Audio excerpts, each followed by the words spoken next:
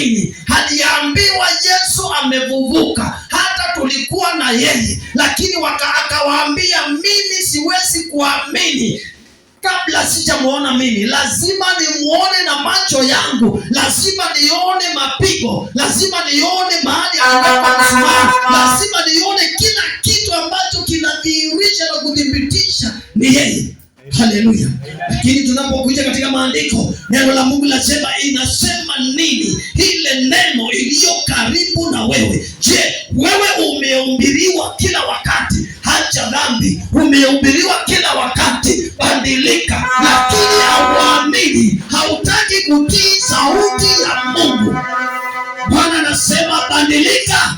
Kama unataka kuwa muumini wa kweli, badilika. Wacha kukaa katika dhambi, wacha kukaa mtu kigeugeu, wacha kukaa mtu aeleweki, hausomeki ukajulikana wewe ni Mkristo ama wewe sio Mkristo. Badilika, amini, kuwa muumini wa kweli. Glory to Jesus. Bwana Yesu asifiwe. Acts chapter 16 verse 1.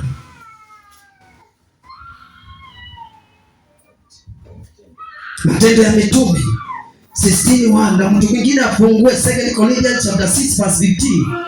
Watu wawili tofauti. Mmoja afungue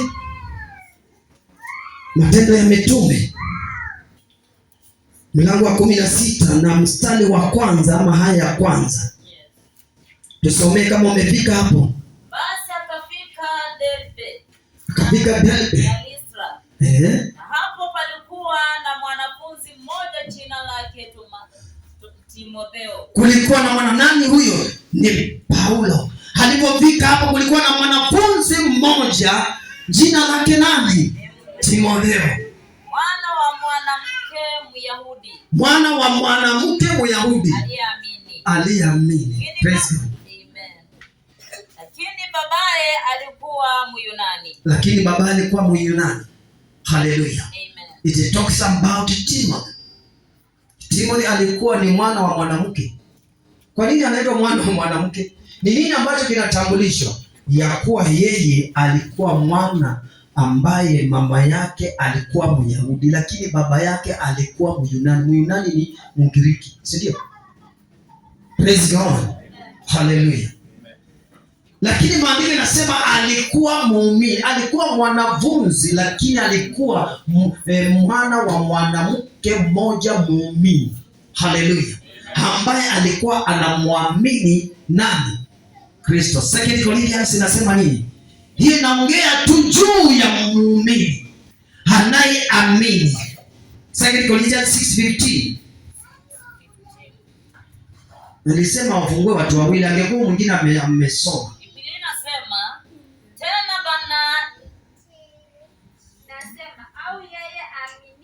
Hao yeye haaminie ana sehemu gani pamoja na yeye asiyeamini? Sikiliza, hao ni watu wawili. Yeye aaminie ako na sehemu gani na yeye asiyeamini? Praise God. Amen. Wewe unayeamini kuna sehemu yako, na sehemu anayeamini ni kukaa na Kristo. Sehemu asiyeamini anakaa nje ya Kristo. Wacha kuchezea uamini wako. Wacha kuchezea uaminifu wako kwa Kristo. Kama umechagua kumwamini Kristo, kaa kama Kristo. Glory to Jesus. Bwana Yesu asifiwe sana. Point number 2, a believer is one who has received the truth that Jesus Christ is the Son of God into their hearts, resulting in a new creation. That is John chapter 1 verse 12. Ambaye inasema na wote waliomwamini aliwapa uwezo wa kuitwa wana wa Mungu. Haleluya. 2 Corinthians chapter 5 verse 17 inasema na mtazama mtu akiwa ndani ya Kristo, ya kale yamepita, tazama ni mapya. Haleluya. Kwa hivyo huyu anayeamini amekuwa kiumbe kipya ndani ya Kristo, ya kale yamepita, amepata uwezo na nguvu na mamlaka ya kuitwa mwana katika ufalme wa Mungu. Huyu ni yule anayeamini. Lakini asiyeamini hana sehemu na yule anaamini, kwa sababu yeye si mwana katika ufalme wa Mungu, kwa sababu yeye bado ya kale inamkalia, bado anafanya mambo yale ambao ni ya kale. Yeye hajaumbika tena katika ufalme wa Mungu. Kwa sababu gani? Hajaamini. Haleluya, praise God. Kwa hivyo wewe unayeamini, you are new creation. Wewe ni mzaliwa mpya ndani ya Kristo. Wewe ni mwana. Wewe uko na power. You have the power. You have the authority. Haleluya. Uko na nguvu, uko na kibali. Mwana ambaye hako na certificate ya kuzaliwa. Cheti chake kina majina ya wazazi wake. Kwa hivyo anapotembea hana shida yoyote. Praise God. Amen. Ndio naona ukitaka kusafiri kwenda ng'ambo, lazima uwe na kitu ya kwanza utafute, ndiposa upewe passport, ni birth certificate. Cheti cha kuzaliwa. Mbona tunataka tuchukue? Mimi nataka kuchukua. Kuanzia kesho nataka. Kwa sababu anytime naweza kwenda kuhubiri nje, nitaenda aje? Hallelujah. Praise God. Hata kwenda hapa Tanzania lazima uwe na passport. Kwa hivyo nao ndiposa uingie katika ufalme wa Mungu, lazima uwe na cheti cha kuitwa mwana katika ufalme. Na hicho cheti ni kumwamini Mungu. Haleluya. Haleluya. Bwana Yesu asifiwe sana. Hakuna shortcut. Kama hapa duniani hakuna shortcut, hata mbinguni ndio zaidi. Hakuna njia hivi. Hakuna, lazima upitie katika lango. Yesu akasema mimi ndiye mlango. Haleluya. Nasema mimi ndiyo njia. Hakuna njia nyingine. Sasa hivi Waislamu wameanza kukubali Kristo. Wanaanza wenyewe sasa kujadiliana. Wenyewe nimeona kwa mtandao. Wewe hujasoma? Hapana. Ngine anauza Qur'ani inatambua Yesu ni mwana wa Mungu. Lakini Allah si wa Mungu. Yesu si mwana wa Allah. Yesu ni mwana wa Mungu. Sawa, niliona wenyewe sasa wanaanza kulimana. Sasa wenyewe. Nyinyi mnadanganya. Yesu ndiye tu mwana wa Mungu na ndiye Mungu. Bwana Yesu asifiwe sana. Yesu ndiye njia. Amen. Na nikasema wakati mwingine Mungu hawezi kulipa hiyo gharama yote and then ati watu wasiende mbinguni. Wataenda. Utaenda tu, endeleeni kukataa Mungu. Acha tu watu waendelee kukataa, wakunywe pombe, wafanye kila kitu, lakini siku itafika kabla hawajahubiriwa watakuwa wamepiga magoti. Siwaambia juzi mmoja alikuja, tukua wachungaji, yeye hata alikuja tu straight, tunaongea vitu vyetu, anapiga magoti. Tukipiga magoti akasema mimi nataka kuokoka saa hii. Hivyo ndivyo itakuwa inatendeka.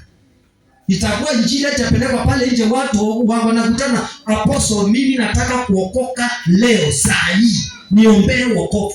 Kwa sababu injili ilihubiriwa ikajaa kwake, kila kitu iko. Ameshajua ni nini anafaa kutenda. Bwana Yesu asifiwe sana. Kwa hiyo Yesu hawezi kuja kumwaka damu yake na mbinguni watu waingie wakohesabu katika moja. No, wataingia wengi. Shetani hana chake. Hana kabisa. Atiwaende jehanamu. Wapi? Labda wale ya damu ya kwenda jehanamu, kwa sababu Yesu alisema kunao wale wako na damu ya jehanamu, lakini wale wako na damu ya Yesu wataingia mbinguni. Wataingia. Wezi kulipa gharama hiyo bure na watu wakose kwenda mbinguni. Wataenda. Praise God. Hallelujah.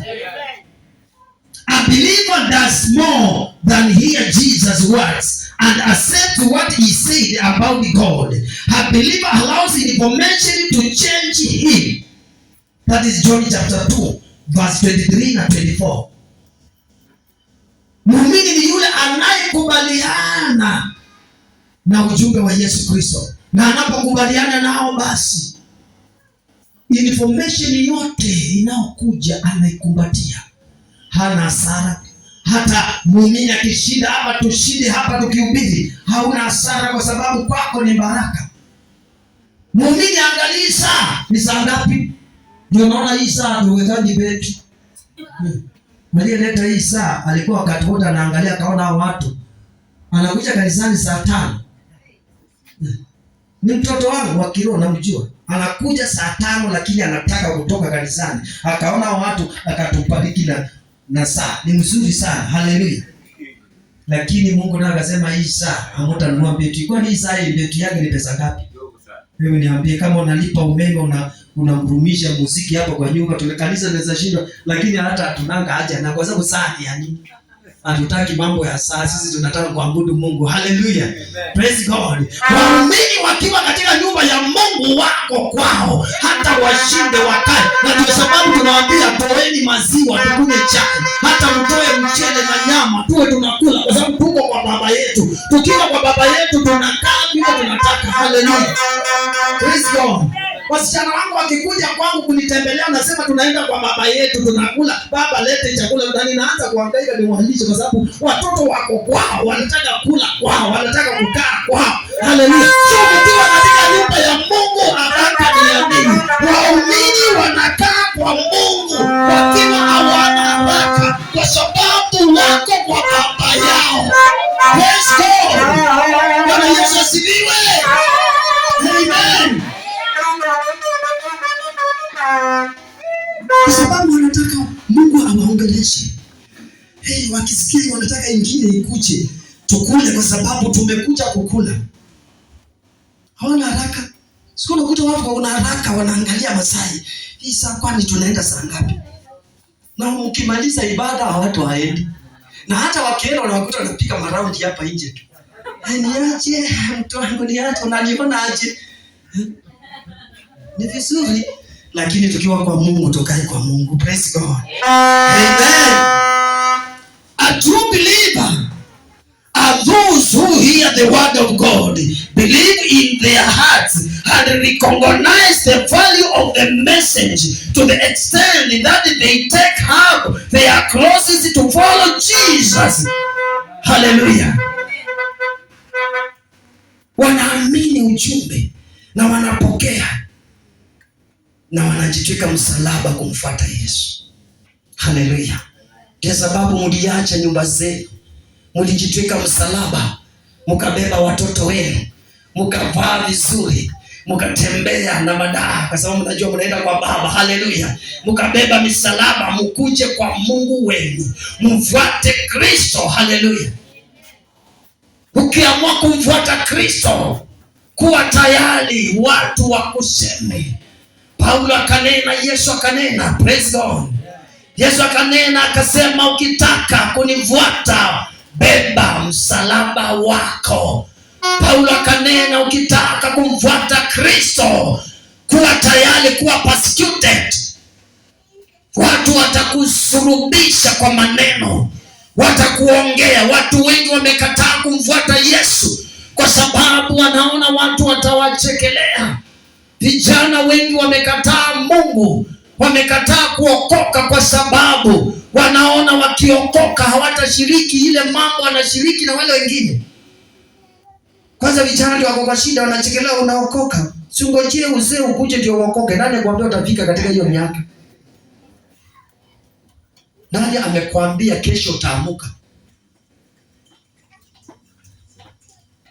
Nani anasema okoka sasa? Na kama sio sasa ni sasa hivi. Sasa hivi. Umeshasikia Kiswahili? Kama sio sasa ni sasa hivi. Ati ngoja kesho. Nikutana nao, unataka kuokoka? Niona mwingine kwa plot ako na shida, ananielezea kwamba uokoka. Kaniambia mchungaji, kabla hujaniombea wokovu sio shida, lakini hii mguu haiwezi kuwa mzuri. Kwa nini? Kwa sababu unajua ule mtu kuna mtu unafanya kazi naye ananionelea vizuri kama kwa hivyo umerokwa.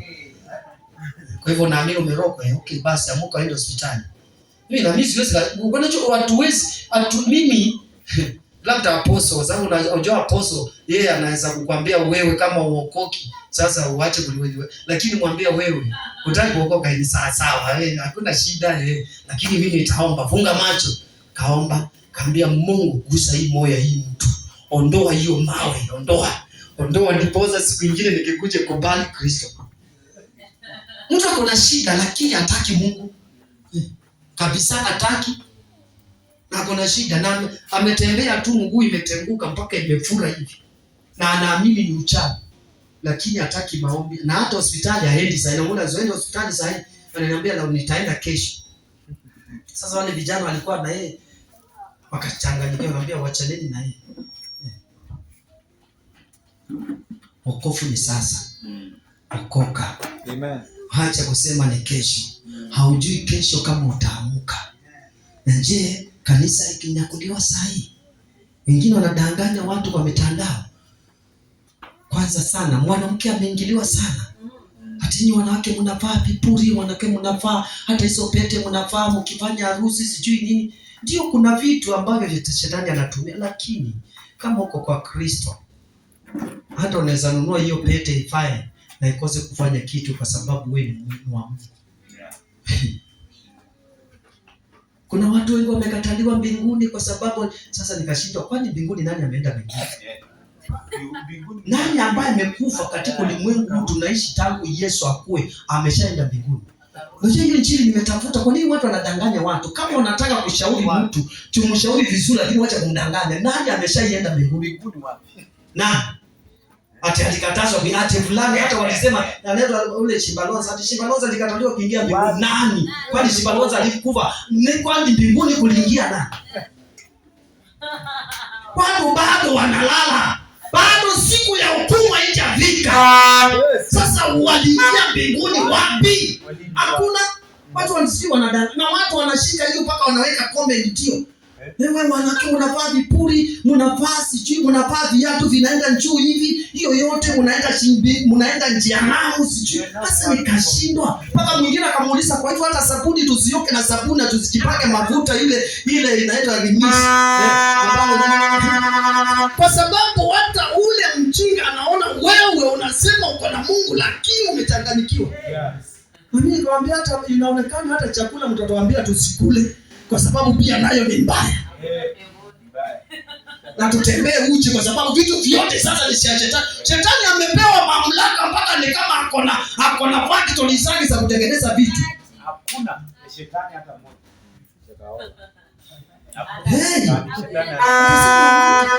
Amechafua injili. Shetani amechafua injili kabisa. Sasa wasichana wetu na wanawake wetu wasiwe warembo, watembee tu kama machokora tu, akae tu bila anataka. Alafu wanasifa watu, unajua wao wengine wanajifunika vizuri. Ukiona watu wanajifunika mabuibui zile mambo wanafanya. Kilisi ndani hapo iko. Chapa maombi wanaanguka. Hata afadhali yule sasa kusiana anatembea uchi, haonekani huu ni uchi. Kuliko yule amejifunika lakini ako uchi mbaya sana. Ndani. Unafiki. Ndio.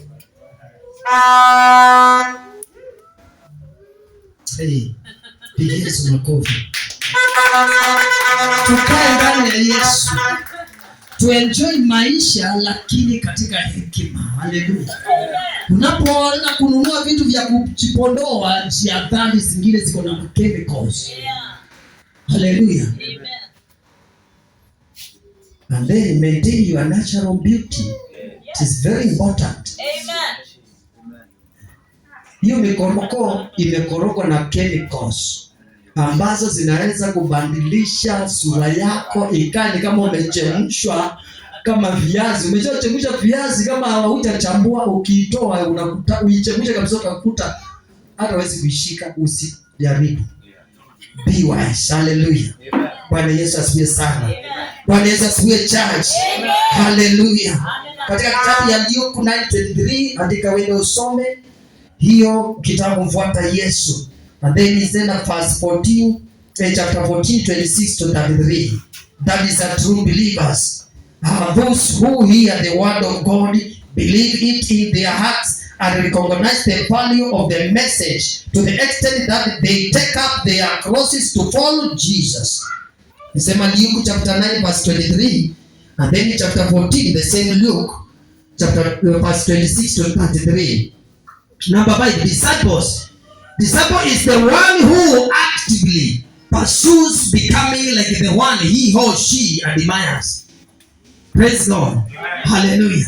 Kwa sababu kama basi mimi ni mwanafunzi yoyote ni yule anayetamani anayekimbizana ili aweze kufanana na yule anayemfundisha. Haleluya!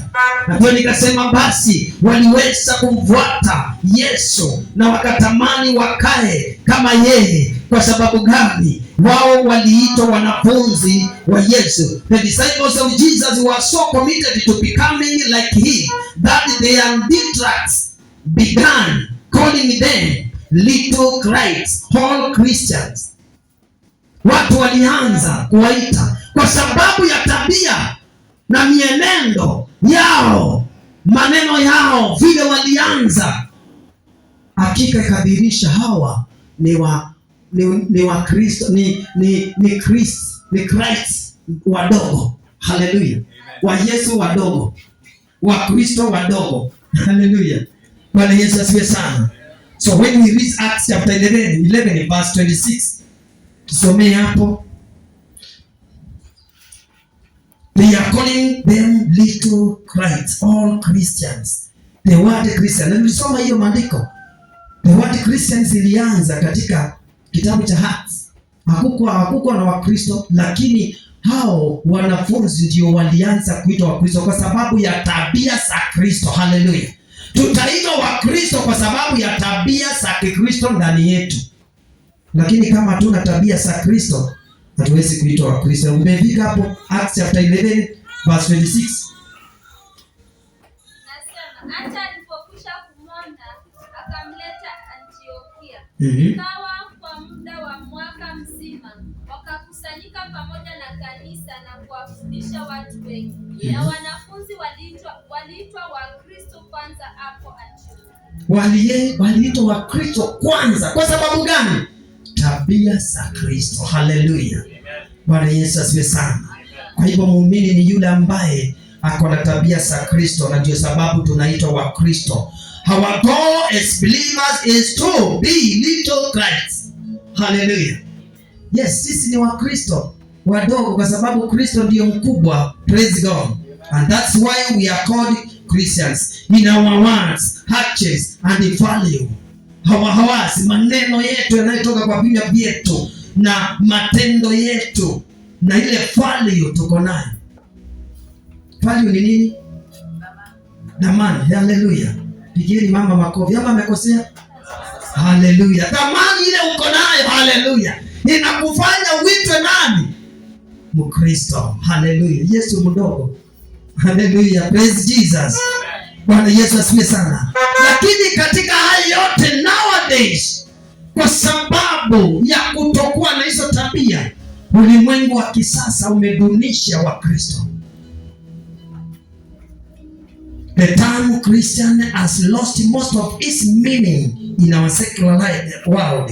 It has come to mean one's religious preference, akin to wale mabudha ambao ni Wahindi, Muslims, Atheists na watu wengine. Lakini today many people call themselves Christians, whole believers, but the level has more to do with culture, whole and bringing than true faith in Christ. Hallelujah. Kwa hivyo tabia zetu ndizo zitakao tutenganisha na religion zingine, kwa sababu kuna religion mingi sana. Akasema Christianity is not a religion. It means Christ lives in you. Because of Christ lives in us, that's why we are called Christians. So it is not a religion like Buddha, like Atheists, Muslims. No, we are called Christians because Christ lives in us. Glory to Jesus. Amen. Hallelujah. Amen. And why? Because we have a true faith in Christ. Tuko na imani ndani ya Kristo. Hallelujah. Bwana Yesu asifiwe sana. Bwana Yesu asifiwe. So we have to be redeemed and transferred by the power of the Holy Spirit. That is 1 Corinthians chapter 6 verse 9 to 11. 1 Corinthians chapter 6 verse 9 to 11. Because of the power of the Holy Spirit, we are redeemed and transferred by that power. Praise God. So there were no cultural benefits of being a believer. To believe in Jesus of Nazareth as the promised Messiah often meant persecution, rejection, and even death. Kumwamini Kristo lazima ukubali kudhulumiwa na kukataliwa. Acts chapter 8 verse 1 ndika mahali verse based in Thessalonians, 1 Thessalonians chapter 3 verse 7, and then 2 Corinthians chapter 4 verse 8 to 10. Meandika mesema Acts chapter 8 verse 1, 1 Thessalonians chapter 3 verse 7, 2 Corinthians chapter 4 verse 8 to 10. It talks about to believe in Jesus of Nazareth. And then number 6, believe verse 6, first the kingdom of God and his righteousness. That is Matthew chapter 6 verse 33. You have to seek the kingdom of God first. Hallelujah. Lazima utafute ufalme wa Mungu kwanza. Hiyo ndiyo kazi ya kwanza ya muumini. Jesus want prospective believers to count the cost of following him. That is Luke chapter 14 verse 25 to 33. Unaposoma utaona lazima tumfuate vile ambavyo tumegusia. Also Paul wants that everyone who wants to live a godly life in Christ Jesus will be persecuted. 2 Timothy chapter 3 verse 12. Hallelujah. Andika wende ukasome. A believer has many promises of God to comfort and encourage him and motivate him to greater service. Muumini ni yule ambaye hakika anakubaliana na hadi zote za Mungu na kuwa yeye amekuwa encouraged ama ameshaurika kikamilifu ili aweze kuwa mtu ambaye anayemtumikia Mungu kwa ukuu. First John chapter 5 verse 1. A believer has a relationship with God that sets him free from his old life of guilt, shame, and sin. John chapter 8 verse 6. Andika mahali. Hallelujah. And then uandike Romans chapter 8 verse 2. That is talks to be and to have a relationship with God, ambaye atakuweka huru katika hali ya kumtumikia. Also a believer has access to God's presence and fellowship with the Holy Spirit, who comforts, protects, leads, and guides. So if you are a believer, you have the Holy Spirit who comforts you, ambaye anakutunza na ana kuprotect na anakuongoza na anakuelekeza katika yale yaliyo mema. Ephesians chapter 2 verse 13 and then verse 18. Ephesians chapter 2 verse 13 and 18, and then Hebrews chapter 4 verse 16, and then John chapter 14 verse 16 to 18. It talks about the Holy Spirit. The Holy Spirit protects us. The Holy Spirit comforts us, leads us, and guides us as a believer. So Jesus says, enter through the narrow gate, for wide is the gate, and broad is the road that leads to destruction, and many enter through it. Nataka tusome Matthew chapter 7 verse 13 and 14. Na tusimame kwa miguu yetu tunapoenda kusoma, tukimalizia those some scriptures zile ambazo nimekupatia. Nenda ukazisome na uweze kuelewa na kufahamu vile unatakana ukue kama muumini wa kweli. Matthew chapter 7 verse 13 na 14. Matthew chapter 7. Tusimame kwa miguu yetu na kila mmoja aingie ndani, na sijui aliyeenda nje alienda kufanya nini.